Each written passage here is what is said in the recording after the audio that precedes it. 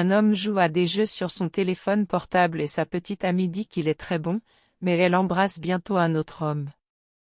Elle demande alors de l'argent à l'homme et il dit qu'elle pourrait l'obtenir de son sac à main. Elle prend ensuite l'argent dans la bourse de l'homme et en donne la moitié à l'autre homme. Il dit alors à l'homme qu'il était son meilleur ami et va embrasser sa petite amie, mais avant cela, la mère de l'homme arrive et il s'arrête avant qu'elle ne s'en rende compte. L'homme demande ce qu'elle voulait et elle demande pourquoi il n'a pas encore payé son université. Il dit qu'il a payé, mais elle dit non, qu'elle vient de recevoir un appel disant qu'il n'a toujours pas payé et qu'il aurait dû dépenser l'argent pour le jeu. L'homme dit qu'il n'a pas dépensé d'argent pour jouer et sa mère dit qu'il était accro au jeu, tout comme son père. Il dit que son père a quitté sa mère parce qu'elle était trop amère. Elle dit à son fils de faire plus attention à ce qu'il faisait de sa vie. Elle dit qu'il passait tout son temps à jouer à ce jeu. Il dit qu'il ne passait pas tout son temps sur le jeu, car ce jeu allait lui donner un très bon avenir.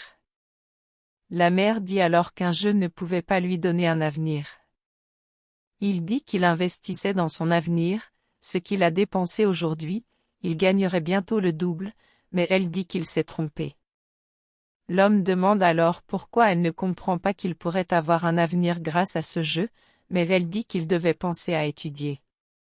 Ils continuent à se disputer jusqu'à ce que la mère de l'homme lui prenne le téléphone portable des mains. Elle prend alors le téléphone, le jette par terre et marche dessus. L'homme est désespéré et dit qu'il déteste sa mère et qu'il vivrait avec son père. Il est incrédule que sa mère ait cassé son téléphone portable et sa petite amie leur dit de sortir et de se calmer.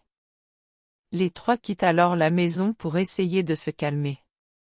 L'homme se demande alors pourquoi sa mère a fait ça à son téléphone portable. Sa petite amie dit que sa mère voudrait toujours le meilleur pour lui et serait toujours là pour lui. Son ami dit qu'il pouvait toujours compter sur lui. Soudain, la mère de l'homme commence à jeter ses vêtements du deuxième étage. Ils ont très peur et disent à la femme de se calmer. L'homme demande alors pourquoi elle faisait cela et elle dit que c'était à lui d'apprendre à ne pas remettre en question ce qu'elle dit et qu'il était à lui de quitter sa maison. L'homme se demande ce qu'il allait faire maintenant et sa petite amie dit qu'elle était d'accord avec sa mère et qu'il n'aurait pas dû lui parler de cette façon.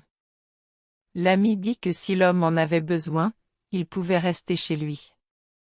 Il remercie ensuite son ami et dit qu'il était en effet un véritable ami.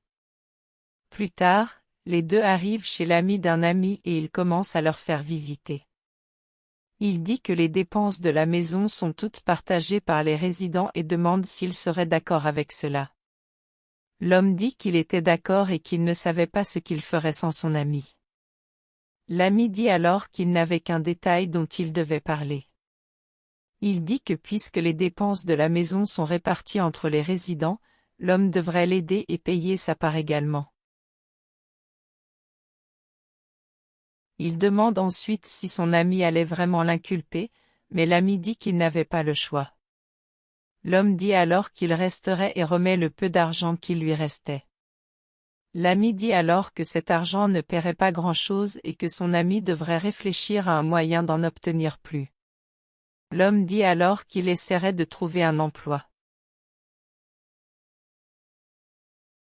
L'ami lui dit alors de parler à sa petite amie, car elle avait dit qu'elle aiderait l'homme, peut-être qu'elle pourrait lui apporter quelque chose, mais il dit qu'il ne veut pas impliquer sa petite amie dans ses problèmes. L'ami dit alors qu'il pourrait rester un moment, mais qu'il ne pourrait pas subvenir aux besoins de l'homme seul. Il dit qu'il obtiendrait bientôt quelque chose. Quelque temps plus tard, l'homme est avec sa petite amie et elle demande comment il allait. Il dit que même si son ami l'a beaucoup aidé, il avait le mal du pays. Elle dit alors qu'elle a compris l'homme, mais qu'il doit être assuré qu'il rentrera bientôt chez lui. L'homme dit alors que le pire était que son ami le facturait pour tout ce qu'il utilisait. La petite amie dit alors que la vie d'un adulte normal était comme ça, qu'elle devrait tout payer, il ne le savait pas, car il était toujours protégé par sa mère. Il dit que son argent était presque épuisé et qu'il ne comprenait pas comment il y avait tant de dépenses à payer. Elle lui demande alors s'il était fauché et il dit non, que tout son argent venait de sa mère. Il dit qu'il cherchait des emplois, mais qu'il ne les avait pas encore trouvés. La petite amie devient alors désespérée et demande qui paierait ses dépenses maintenant que son petit ami n'a plus d'argent. Il lui dit d'être patiente et qu'il cherchait un emploi, mais elle dit que ça ne pouvait pas attendre, ses ongles ne pouvaient pas attendre, ses cheveux ne pouvaient pas attendre.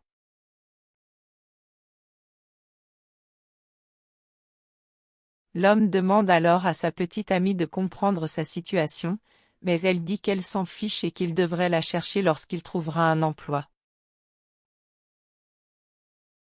Il se demande alors ce qu'il ferait maintenant qu'en plus de tout, il était sans petite amie aussi. Quelque temps plus tard, l'homme dit à son ami qu'il se rendait à un entretien d'embauche. Il dit que c'était une bonne nouvelle, car l'argent qu'il avait donné était déjà parti.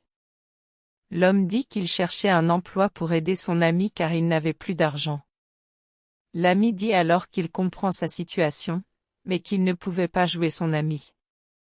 Il dit ensuite qu'il avait pensé que son ami l'aiderait à traverser cette période difficile, mais l'ami dit que ce n'était pas de sa faute s'il traitait mal sa mère et qu'il faisait ce qu'il pouvait. L'homme dit alors qu'il irait à son entretien, mais avant de partir, l'ami dit qu'il avait besoin que son ami lui donne tout l'argent qu'il avait. Il dit qu'il n'a plus d'argent et son ami dit que si les choses continuaient comme ça, il ne pourrait plus l'aider. L'homme demande alors à son ami de se calmer et qu'il viendrait à son entretien.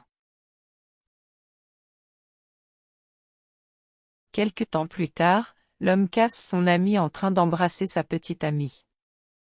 Il demande ce qui se passait là-bas. Elle dit qu'il n'y avait plus rien entre eux, car l'homme était maintenant fauché. L'homme dit alors qu'il avait pensé qu'il était son meilleur ami. L'ami dit alors que la vérité était qu'il n'était son ami que parce qu'il était riche et que lorsqu'il est rentré chez lui, l'homme était censé ne plus y vivre. L'homme demande alors pourquoi les deux lui font ça et qu'il pensait pouvoir compter sur les deux. L'ami dit alors qu'il s'est trompé à ce sujet. La petite amie dit que l'homme était censé partir, car il n'avait rien d'autre à se dire. Plus tard, l'homme est assis triste.